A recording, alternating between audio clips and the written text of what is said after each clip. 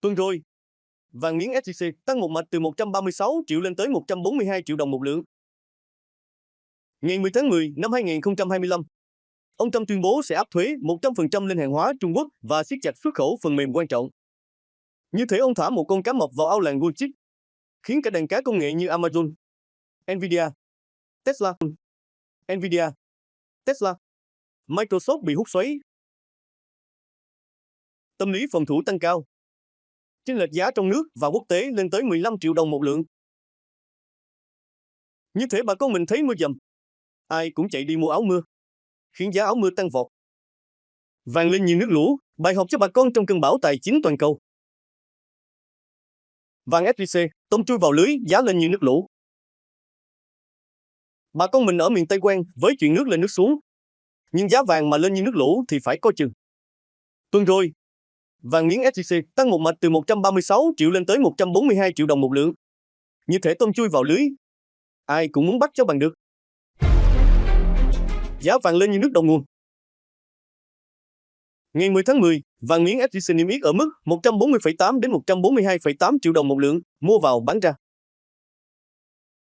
Đầu tuần, khởi động ở mức 136,6 đến 138,6 triệu đồng một lượng.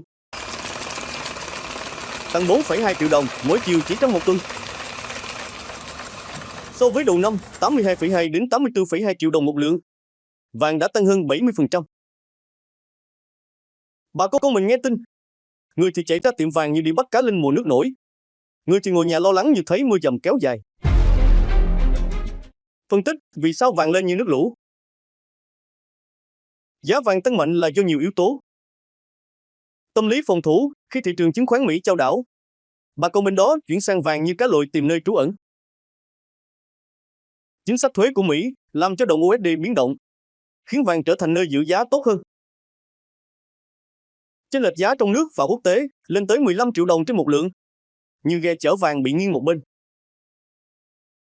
Giá vàng trong nước bị đẩy lên do nhu cầu tăng, nguồn cung hạn chế và tâm lý đầu cơ.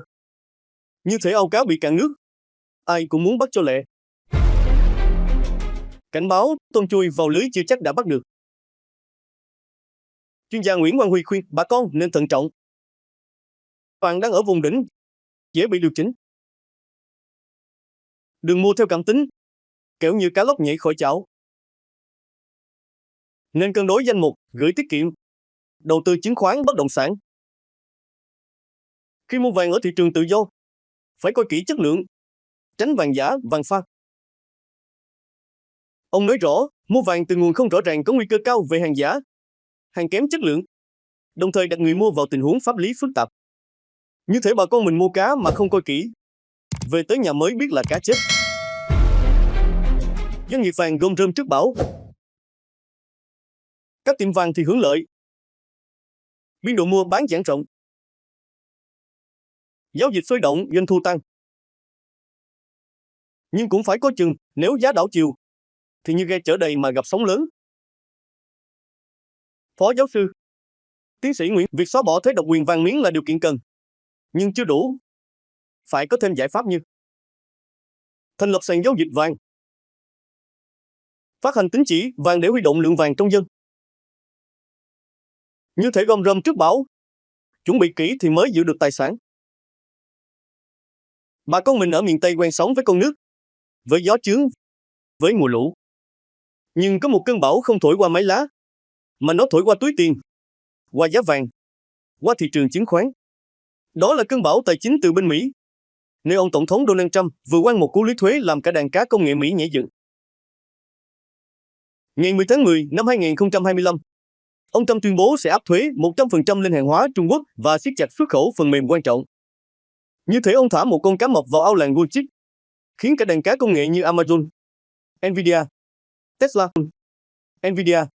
Tesla, Microsoft bị hút xoáy, mất trắng hơn 770 tỷ đô chỉ trong vài giờ. Cùng lúc đó, giá vàng trong nước thì lên như nước lũ đầu mùa, từ 136 triệu lên tới 142 triệu đồng một lượng, tăng hơn 70% so với đầu năm.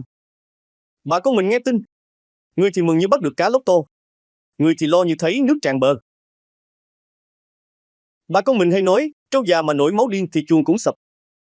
Mà cái chuồng ở đây là thị trường chứng khoán Mỹ, Còn con trâu thì chính là mấy ông lớn công nghệ như Amazon, Nvidia, Tesla, Microsoft. Hôm 10 tháng 10, ông Donald Trump quăng một cú đòn thuế như thả lưới giữa mùa cá về, khiến cả Wall Street dậy sóng. Chính sách thuế gió thổi từ Nhà Trắng. Ông Trump tuyên bố áp thuế 100% lên hàng hóa Trung Quốc, lại còn siết quyền quan trọng. Như thể ông thả một cơn lốc vào giữa chợ tài chính, khiến ai cũng chạy tán loạn. Hàng hóa Trung Quốc bị đánh thuế nặng, khiến giá tăng, chuỗi cung ứng bị đứt đoạn. Phần mềm quan trọng bị kiểm soát, ảnh hưởng trực tiếp đến các công ty công nghệ Mỹ đang dùng phần mềm để vận hành hệ thống AI, dữ liệu sản xuất. Cái gió này thổi mạnh tới mức Nvidia mất gần 229 tỷ đô. Microsoft mất 85 tỷ đô. Amazon mất 121 tỷ đô. Tesla mất 71 tỷ đô. Như thể ghe chở đầy cá mà bị lật giữa dòng, không kịp cứu. Tâm lý thị trường, cá nghe tiếng động, lặng mất tâm. Khi chính sách thay đổi đột ngột, nhà đầu tư hoảng loạn, thay đổi đột ngột. Nhà đầu tư hoảng loạn. Họ bán tháo cổ phiếu như cá nghe tiếng động, lặng mất tâm. Chỉ số Nasdaq, S&P 500 đều sụt mạnh, như nước rút bất ngờ giữa mùa lũ. Nhà đầu tư sợ chi phí tăng, sợ chuỗi cung ứng bị gián đoạn, sợ phần mềm bị kiểm soát, ảnh hưởng đến vận hành. Tâm lý này lan nhanh như đám cháy trên đồng cỏ khô, khiến thị trường chồng chành như thuyền không người lái. Giá vàng tôm chui vào lưới vì sợ bão. Trong khi chứng khoán lao dốc, bà con bên Mỹ và cả Việt Nam mình chuyển sang vàng như tôm tìm chỗ trú. Giá vàng tăng vọt, lên tới 142 triệu đồng một lượng, như nước lũ đầu mùa tràn bờ. Vàng trở thành nơi trú ẩn an toàn. Tâm lý phòng thủ tăng cao. Chênh lệch giá trong nước và quốc tế lên tới 15 triệu đồng một lượng. Như thể bà con mình thấy mưa dầm, ai cũng chạy đi mua áo mưa, khiến giá áo mưa tăng vọt. Chính sách nội địa gỡ độc quyền, nhưng chưa đủ. Việt Nam thì vừa xóa bỏ thuế độc quyền vàng miếng, nhưng chưa rõ bao nhiêu ngân hàng, doanh nghiệp sẽ tham gia. Như thể mở cửa chợ mà chưa có ai bày hàng. Phó giáo sư, tiến sĩ Nguyễn Hữu Huân nói rõ, cần thêm giải pháp đồng bộ. Thành lập sàn giao dịch vàng. Phát hành tín chỉ vàng để huy động lượng vàng trong dân. Như thể muốn giữ cá trong ao thì phải xây bờ bao, chứ không chỉ dọn cỏ. Bài học cho bà con, gom rơm trước bão, đừng chạy theo đám đông. Bà con mình sống ở miền Tây, ai cũng biết trước khi mưa dông kéo, che chuồng, cột lại mái lá. Chứ để tới lúc gió nổi, nước tràn, thì có chạy cũng không kịp. Mà chuyện tài chính cũng vậy, phải biết chuẩn bị, đừng để bị cuốn theo đám đông như cá linh gặp nước xiết. Đám đông mua vàng, tôm chui vào lưới, nhưng lưới có giữ được không? Giá vàng lên vùng vụt, ai cũng đổ xô đi mua. Nhưng chuyên gia cảnh báo, vàng đang ở vùng đỉnh dễ bị điều chỉnh. Mua theo cảm tính là như cá lóc nhảy khỏi chảo, tưởng ngon mà bị phỏng. Phải phân tích kỹ, coi lại túi tiền, coi lại mục tiêu đầu tư. Bà con mình hay nói, thấy người ta ăn khoai, mình cũng vác mai đi đào. Nhưng khoai đâu phải lúc nào cũng có, mà mai thì dễ gãy. Nên phải tỉnh táo, đừng để bị cuốn theo đám đông. Theo đám đông. Đầu tư thông minh lội nước phải biết dòng. Muốn đầu tư hiệu quả bà con phải biết cân đối danh mục, đừng bỏ hết trứng vào một giỏ. Vàng, tiết kiệm, chứng khoán, bất động sản, mỗi thứ một ít, như trồng rau đa dạng để phòng sâu bệnh. Theo dõi thông tin chính thống từ ngân hàng nhà nước, chính phủ, chuyên gia uy tín. Đừng nghe tin đồn, tin chợ, kẻo như cá nghe tiếng động lặng mất tâm. Hiểu rõ quy định pháp luật để tránh rơi vào tình huống pháp lý phức tạp. Mua vàng không rõ nguồn gốc là như mua cá mà không coi kỹ. Về tới nhà mới biết là cá chết. Tránh bị sốt ảo, đừng để cá mắc cạn. Phó giáo sư, tiến sĩ Nguyễn Hữu Huân cảnh báo, việc xóa bỏ độc quyền vàng miếng là điều kiện cần, nhưng chưa đủ. Phải có thêm giải pháp như sàn giao vàng, tín chỉ vàng. Người dân cần hiểu đúng về thị trường, tránh rơi vào bẫy sốt ảo. Bà con mình hay nói, cá mắc cạn thì dễ bắt, nhưng bắt xong rồi có ăn được không? Vàng cũng vậy, mua lúc sốt, bán lúc nguội, thì lỗ như chơi. Chiến lược đầu tư lội nước phải biết dòng, mua vàng phải biết giá. Bà con mình hay nói lội nước phải biết dòng, thả lưới phải coi con nước. Đầu tư cũng vậy, không phải cứ thấy người ta mua vàng là mình cũng mua, không phải cứ thấy giá lên là mình nhảy vô. Phải có chiến lược, phải biết mình đang ở đâu, đang có gì, và muốn đi tới đâu. Biết mình là ai, cá rô không nên bơi ra biển. Trước khi đầu tư, bà con phải tự hỏi, mình có bao nhiêu vốn? Mình có cần tiền gấp không? Mà chỉ có ít tiền, cần xoay vòng nhanh, thì nên chọn kênh an toàn như gửi tiết kiệm. Còn nếu có dư không cần dùng liền, thì mới tính tới vàng, chứng khoán, bất động sản. Như thể cá rô thì nên ở ao, đừng bơi ra biển, gặp sóng lớn là lật bụng. Mua vàng phải biết giá biết thời. Giá vàng đang ở vùng đỉnh, tăng hơn 70% so với đầu năm. Nhưng không phải lúc nào mua cũng lời. Phải biết, mua lúc giá thấp, bán lúc giá cao. Đừng mua theo cảm tính, theo tin đồn. Phải coi kỹ chất lượng vàng, nơi mua bán. Nếu mua vàng để đầu tư, thì phải có chiến lược rõ ràng. Mua từng đợt nhỏ, không dùng hết vốn một lần. Theo dõi giá vàng thế giới, theo dõi giá vàng thế giới, giá USD, chính sách tài chính. Chọn nơi mua uy tín, có chứng nhận rõ ràng. Như thể bà con đi chợ mua cá, phải coi vảy, coi mắt, coi mùi. Mua vàng cũng vậy, phải coi kỹ đừng để bị lừa. Đa dạng hóa, trồng nhiều loại rau, phòng sâu bệnh. Đừng bỏ hết tiền vào vàng, phải chia ra. Một phần gửi tiết kiệm, một phần đầu tư chứng khoán nếu hiểu rõ, một phần giữ vàng, một phần để phòng thân, chi tiêu. Như thể bà con trồng rau muống, rau cải, rau dền, để nếu sâu ăn một loại thì còn loại khác.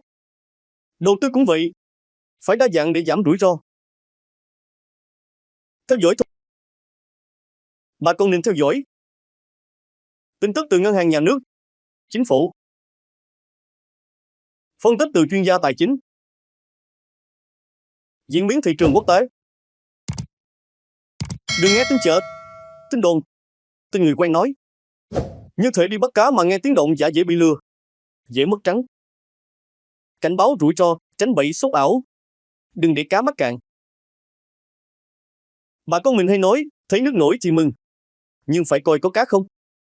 Mà chuyện đầu tư cũng vậy. Thấy giá vàng lên, thấy người ta mua rần rần, thì phải coi kỹ.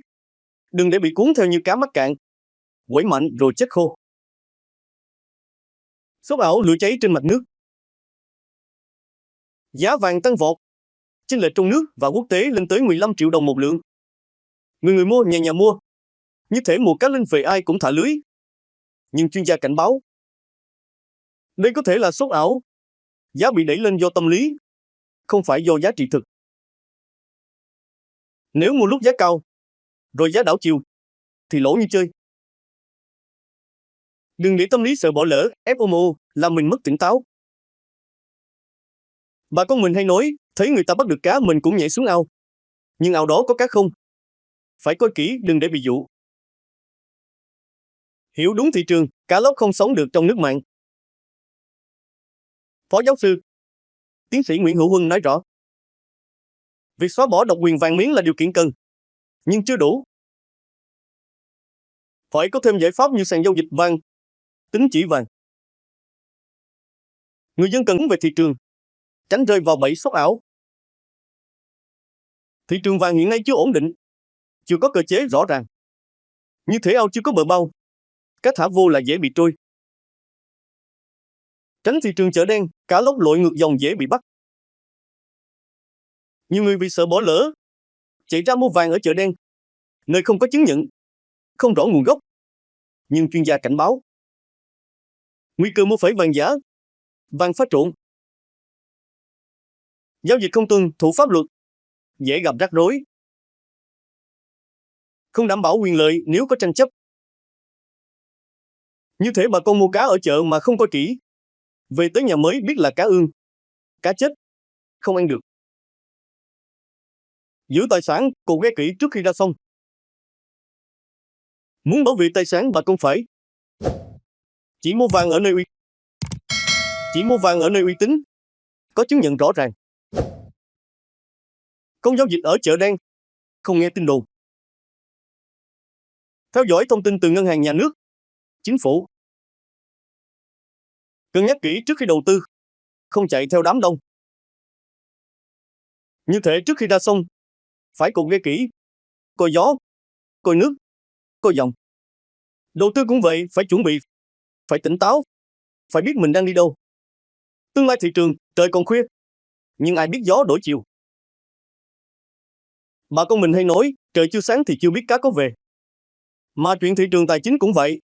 Chưa có gì chắc chắn, chưa có gì ổn định. Gió chính sách còn thổi, nước thị trường còn trong chanh, thì mình phải biết nhìn xa, biết giữ mình, đừng để lật xuồng giữa dòng. Biến động còn dài, gió chưa ngừng, nước chưa lặng. Chính sách thuế của Mỹ chưa rõ ràng, còn nhiều điều khoản chưa công bố. Chuỗi cung ứng công nghệ toàn cầu bị ảnh hưởng, chưa có phương án thay thế. Giá vàng còn phụ thuộc vào tình hình địa chính trị, lãi suất, đồng USD. Như thể mùa nước nổi chưa tới đỉnh, ghe còn phải chèo cẩn thận, đừng chủ quan. Chính sách nội địa đang dò đường, chưa thấy bờ. Việt Nam vừa xóa bỏ độc quyền vàng miếng nhưng chưa rõ bao nhiêu ngân hàng, doanh nghiệp sẽ tham gia. Chưa có sàn giao dịch vàng chính thức. Chưa có tín chỉ vàng để huy động lượng vàng trong dân. Như thể mở cửa chợ mà chưa có sạp hàng. Người mua thì đông, nhưng người bán còn lưỡng lự. Thị trường chứng khoán cá rô đang tìm đường lội ngược. Sau một cú sốc từ Mỹ, thị trường chứng khoán Việt Nam cũng bị ảnh hưởng. Tâm lý nhà đầu tư dao động. Dòng tiền chuyển hướng sang vàng, tiết kiệm. Cổ phiếu công nghệ, xuất khẩu bị ảnh hưởng do lo ngại chính sách toàn cầu.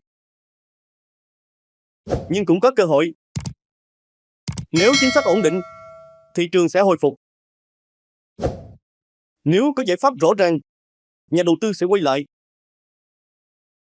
Như thể cá rô gặp nước xiết, phải tìm đường lội ngược. Khó nhưng không phải không thể. Dự báo trời còn khuya, nhưng ai biết gió đổi chiều. Chuyên gia nói, thị trường sẽ còn biến động trong ngắn hạn.